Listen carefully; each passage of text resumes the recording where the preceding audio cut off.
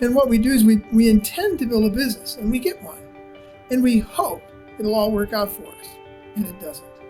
And we need to turn that around. We need to intend to get a life and use our business to build whatever it is we want as a life, so that we can look at this when we're done and say this was a life well lived. You're listening to The Growth Booth, the show focused on achieving lifestyle freedom through online businesses. Whether you're looking for step-by-step strategies to start building an online business, simple game plans to grow your business, or proven lifestyle freedom frameworks, you are in the right place. Stay tuned and be sure to join the thousands of listeners already in growth mode. Aidan Booth here. Welcome to episode number 20 of The Growth Booth, where we are building on a series of episodes that we've been doing over the past few weeks, which are related to one another. We started talking about outsourcing a few weeks ago, and I introduced you to freedom mapping, which is something that I learnt from Chuck. Last week on the last episode, we had Brian P. Moran from 12 Week Year. So more planning, more productivity and making sure your goals are aligned. And Chuck has written a book called Making Money is Killing Your Business, which is one of my favorite books. I've read it multiple times. I'd recommend everyone goes and checks that out. And I think it builds nicely on a lot of the concepts that we've been talking about over the past few weeks. I do know Chuck personally. He's been a VIP speaker at a couple of events that we've held in person and virtually. He's a business mentor. He's built multiple businesses on multiple continents all around the world. He's a speaker. He's a columnist in different publications like Inc. magazine. He's an entrepreneur, and he's a cyclist as well. One of the things I learned about Chuck shortly after we met was that he had just been cycling all around New Zealand, which is obviously where I'm from. So I found that pretty interesting. Chuck, thank you so much for blocking aside a little bit of time to be with us here today. Oh, good to be with you, Aidan. So I think one of the topics that I want to dive into, and I think it's something that many people can relate to, is this idea of the treadmill. And people start building a business because they think it's going to give them freedom, and they end up sort of shackled to this treadmill, and it's almost like they've built themselves a job. So you've got some really interesting ideas around this, and you talk about the tyranny of the urgent versus the priority of the important. I thought we could dive into that a little bit more, and we could talk about that. Yeah, we talk about the 7 stages of business ownership. Not the 7 stages of business, because I really don't care about your business. I care about you and how your business is impacting you. And too often we make the assumption, the lead-in you gave there was that people end up hostages to their businesses. How'd that happen? What happened to me in my first 5 or 6 businesses? And the reason it happens is because we just assume if we build a good business, something good will happen to me. And it's ludicrous. It doesn't, you get what you intend, not what you hope for. We say this all the time. And what we do is we intend to build a business, and we get one. And we hope it'll all work out for us, and it doesn't. And we need to turn that around. We need to intend to get a life and use our business to build whatever it is we want as a life, so that we can look at this when we're done and say this was a life well lived. One of the graphs that really stands out from your book for me is on the y-axis, I guess, you've got money, and on the x-axis, you've got time. And people start building a business and they're thinking, I'm going to be making more and more money each year, and they've got this line going up. But something really interesting that you've got in there as well is a graph where as each year goes by, you need to invest less and less time in your business. And I think that's a wake-up call for a lot of entrepreneurs. It's not just about making more money, it's about having more time. Yeah, it absolutely is a wake-up call, because, again, we assume that if we build a great business, at some point, magically, we'll have more time. It'll just happen. It's got to, because, Richard Branson lives on an island, so that'll happen to me as well. Well, it doesn't. And Richard Branson lives on an island because he was very intentional about making sure that he got both time and money. So what if the American dream, I don't know what the New Zealand dream is, but the American dream is to build a profitable business. That's what we would call a stage 4 business. A stage 4 business is not successful. It's stable. But it's the American dream. And we get there and we realize there's something lacking here. And what's lacking is I'm a freaking hostage in my own business. I just built myself a cage. I built 13 businesses in, I don't know, 9 industries on 4 continents or something like that. My first 5 or 6 businesses, every single time I built a business, I became a hostage to it. The faster the business went, the faster I went. And I still remember our fulfillment business back before Amazon.com was even a glimmer in somebody's eye. We went from 2 million to 9 million. Well, we started with 5 people, and I was working 60 hours a week. And 3 years later, we were at 9 million. We had 120 people, and I was still working at 60 hours a week. And I thought, how in the world did this happen? We have so many more people. Why didn't things get distributed off of my plate? And it's because I intended to grow a business. I did not intend to, and I intended to make money. And we made bucket loads of money, and we grew a business.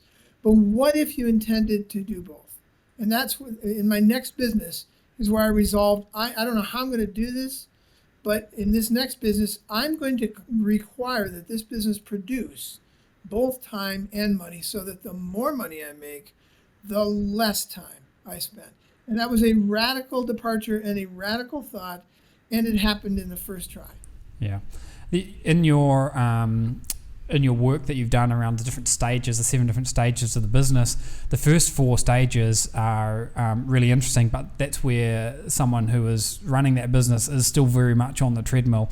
And it might be exhilarating when you start off with a startup, and that's what you talk about, stage number 1. Then you get into the survival mode of stage number 2. Then you sort of get into this break-even mode.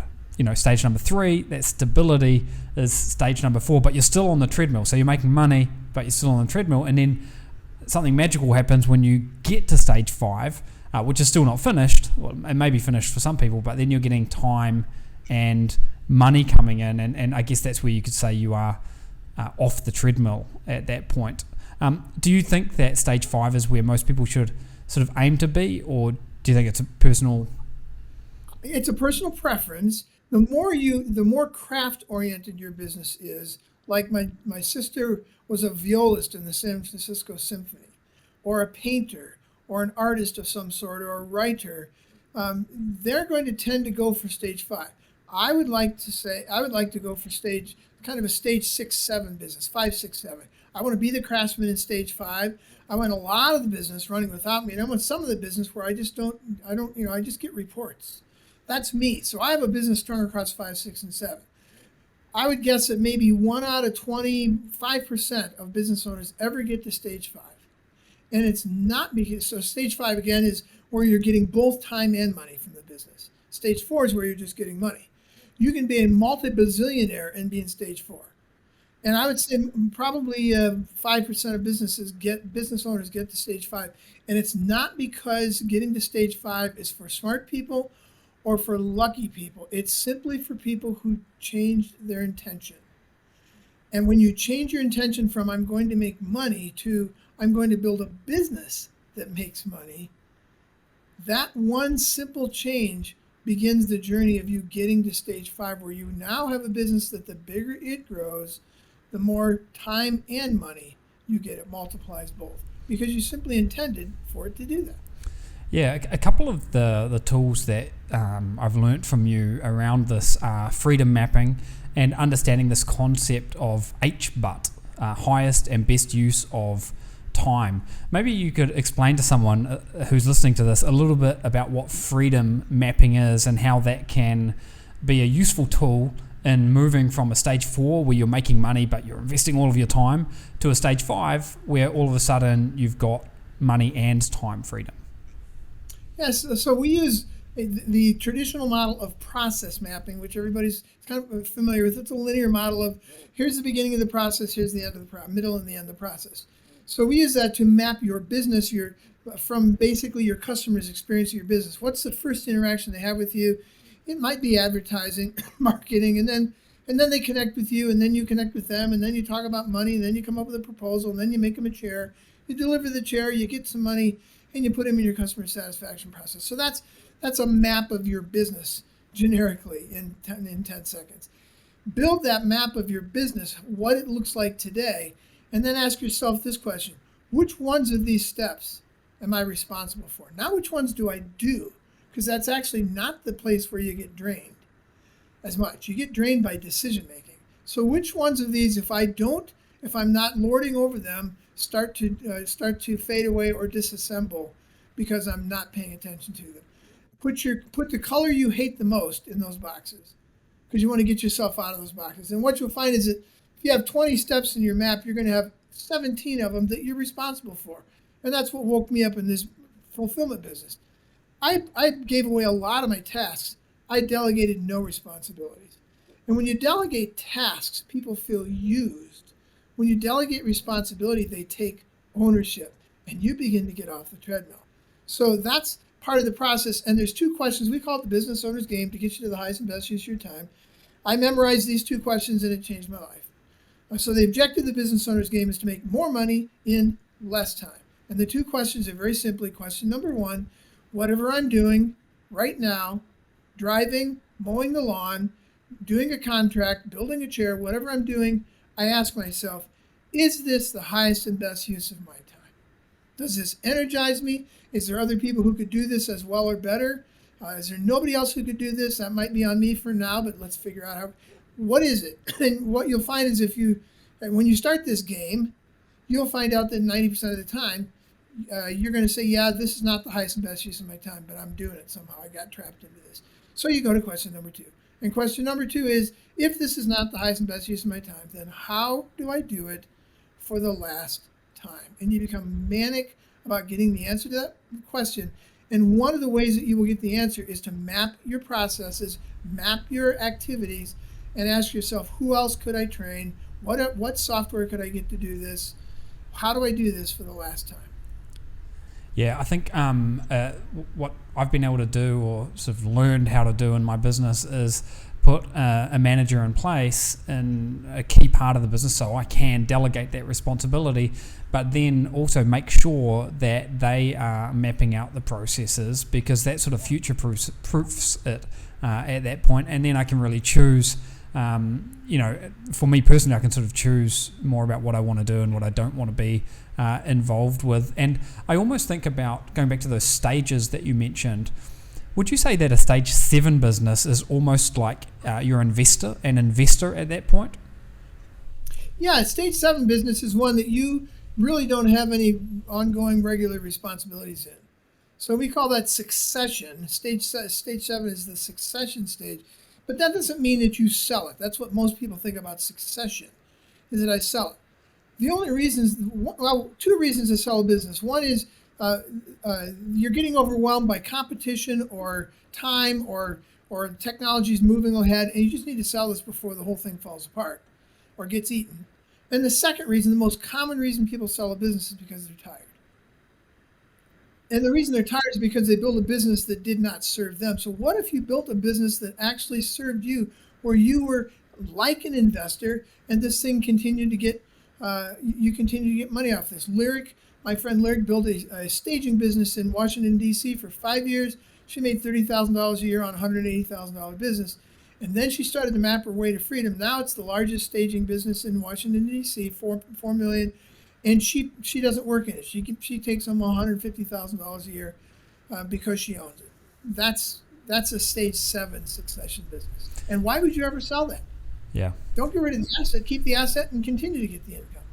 I think a way that I've sort of looked at this for a few years now is, and I'll give you an example. We have a couple of e-commerce brands that are sold both online and offline in tens of thousands of shops, and we've got managers in place. We've got a CEO, we've got a chief operations officer as well. And I have become almost like a director, which is something I really enjoy. And I sort of beam in once a month for the monthly sort of board meeting, if you like, and I have a look at how things are going, and I chime in with my 2 cents, and hopefully that's useful, but maybe it's just an annoyance. But I treat that more almost like an investment at this point, because I'm not on the ground in the trenches doing a lot of the work. And for me, that's a really nice place to be. It's almost like an end game, because I've got this business that keeps ticking over, making great money. I've also got an asset that I could sell if I want to, but I don't have to be in the trenches actually doing a lot of the heavy lifting. So it gives me that time freedom and the money, and I'm certainly off the treadmill there. That's a great example. That's what we call, you're in stage 7, you get the opportunity to do what we call seagull management. Seagull management is the seagull flies in, lands, squawks a lot, craps all over the place, and flies back out and leaves somebody else the nest. That sounds like exactly what I do. Yeah. Yeah, it's a lot of fun though, and it really is a great place to be. Something else, and by the way, I would recommend that people head over to chuckblakeman.com and check out his resources there, and there's contact information. But also go to Amazon and grab the book. I've got Chuck's book in multiple formats. I've actually got the audio book, which I've been listening to at 2x speed, and I'm pretty proud of myself for that. I've got the Kindle book as well, and I've got a hardcover book. I really love this book. It's definitely not just a shelf help book for me. It's one that I've actually taken a lot of good concepts from. And another concept that I wanted to get to here was this idea of being a producer, and when you move away from being a producer in your business, I guess that's also when you're handing off more of the responsibility. Have I articulated that correctly there, Chuck? Yeah, when you move away from being a producer, when you're a producer, you are making the chairs. And if you're not there, chairs don't get made. An ancillary step there is you become one of the 4 producers. So you're one of 4 dentists. So that when you leave, other people can kind of pick up for you. But then you get to the point where you're now a leader of producers. And you can, in stage 6, you're a leader of producers where you're no longer making the chairs unless you want to. You get to choose to, but you don't have to. So if someone's got an e-commerce website where they sell physical products online, or maybe they've got an affiliate marketing website and they're managing the operations of that day to day, that would put them in that producer role? Potentially, yeah. I would say that they're very close to being the producer. The question, all they have to ask themselves is, how long could I be away with, and this thing would be fine without me. We went to New Zealand for a month, and the business worked without us. We checked in twice, once to show them we were drinking a mimosa, and the other one to look at our bank account to make sure that it was actually growing. It was, it was better off when we got back than when we left. So if you can't do that, you're a producer. Yeah, that's actually similar to a sort of a definition that I've given myself, or I've used a lot over the years around wealth, is that when you're truly wealthy, you can step away and you don't need to work and you're not going to run out of money. You've got a really interesting equation for wealth or freedom as well, where you're combining multiple variables, one being time, one being money, one being energy. Could you share with our listeners what that how that sort of equation works? Yeah, I have a friend in California that when I first met him, he boasted he was wealthy, and I said, no, you're. I'd met him. We talked a couple times, maybe for a couple hours, and he says, I'm wealthy. And I says, no, you're just rich. And he said, what do you mean, man? I got this $10 million house and $20 million in the bank and yada yada. Yeah, you're just rich. Well, what do you mean? Well, you're not wealthy because you don't have time. See, I'm going to Tuscany for a month, and you talked about it, and you basically called me an SOB because you couldn't do that. You're not wealthy. I'm wealthy because I have time and I have money and I have energy. And we have to have all 3 in order to live a significant life. So it's an equation of T plus M plus E equals S. Time plus money plus energy equals a significant life. If you're missing any one of those 3, you're going to have trouble living a significant life. So that's the goal, is to shoot for those 3. And time and money is something your business will either take from you or give to you. And energy is something you have to take and grapple for yourself by eating well and exercising well and living well in your business as well. So those are the 3 things. And the problem is when you're young, you got time and energy and you got no money. When you're middle-aged, you got a lot of money and a lot of energy and you got no time. And when you get to be old, you got all the energy or all the money and all the time and you got no energy to do anything about it. So get all 3 of those when you can.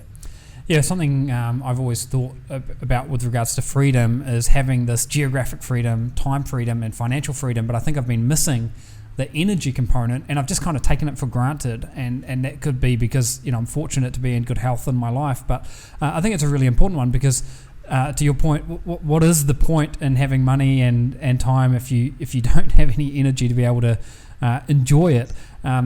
And I think online business is truly remarkable in this search for freedom, because it can give you that geographic freedom. In most cases, you can sort of work from anywhere.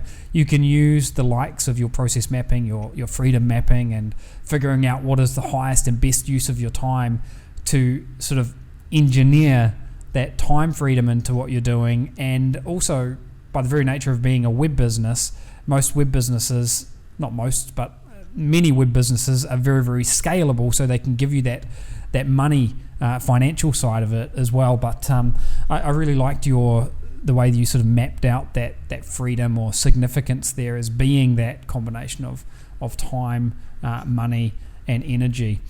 One of the things that I'm sure you've come up against or seen often in your mentoring and working with different clients, some people might get to the point where they are just completely overwhelmed. They've got so many things happening. They've got like this mind clutter.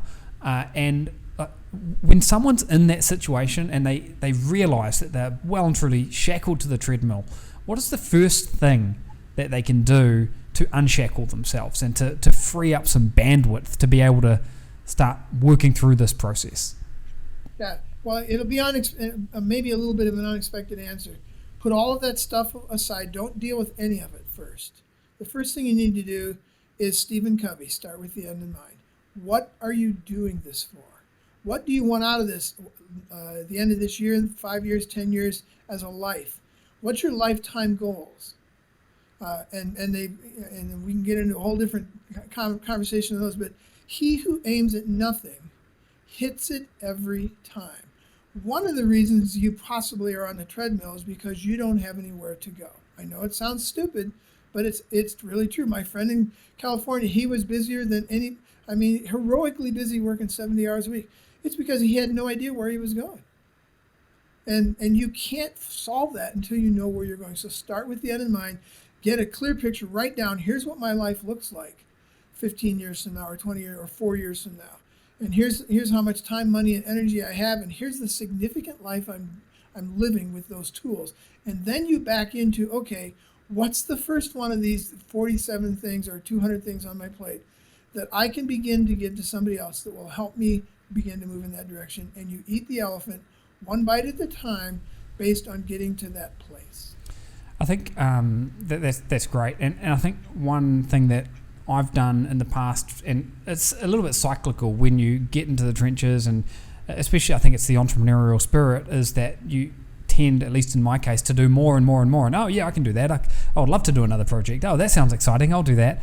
But if you're not careful, you can slip into that trap of all of a sudden doing too much. And when I've slipped into that trap, something that's helped me get out of it is to make a task inventory where I basically note down everything I'm doing throughout the day and how long I'm doing it for. And I might have 3 columns. So the first column might be, from 8:45 until 9 a.m. in the morning, I was checking some statistics. From 9 a.m. in the morning until 9:45, I was doing something else. And I itemize what those tasks are, how long it took me. And in the third column, I'll put whether or not I'm the only person that could actually do that or if someone else could do it. And then that gives me a really good visual representation of where I'm spending my time. And one of the best things I've done, one of the best hires I've had in the past couple of years, is hiring a personal assistant who can do many of those types of tasks that I was just shouldering myself and doing myself. So I think a task inventory is a really interesting starting point as well. I would recommend that everybody do that. That's part of what we recommend when we teach people the business owner's game, is have those columns, yes or no. Is this the highest and best use of my time? Yes, no. And then what can I do about it as a third column? And do that for a week. Yeah. And then 6 months later, do it again for another week and ask yourselves, here's the 27 things that need to come off my plate. That sounds overwhelming. Let me give you 2 questions for how to deal with that very simply. Question number 1 is, which one of these 27 things, if I dealt with it first, would have the most impact on the other 26? That's question number 1. Circle that. And then a completely unrelated question. Which one of these 27 things, if I did it, would give me the most energy? And circle that one. And you are now down to 2 things.